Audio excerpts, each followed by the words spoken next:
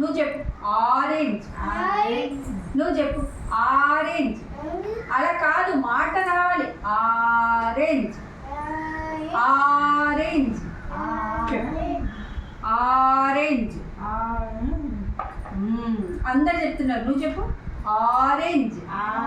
లహరి చెప్పు ఆరెంజ్. ఇదిగో అక్క కూడా చెప్పింది, నువ్వు చెప్పు ఆరెంజ్. ఇది ఆరెంజ్ చెప్పు ఆరెంజ్. నువ్వు నోరు ఊరికి అలా కదుపుతున్నావు, చెప్పాలి ఆరెంజ్. అమ్మ అంటావా?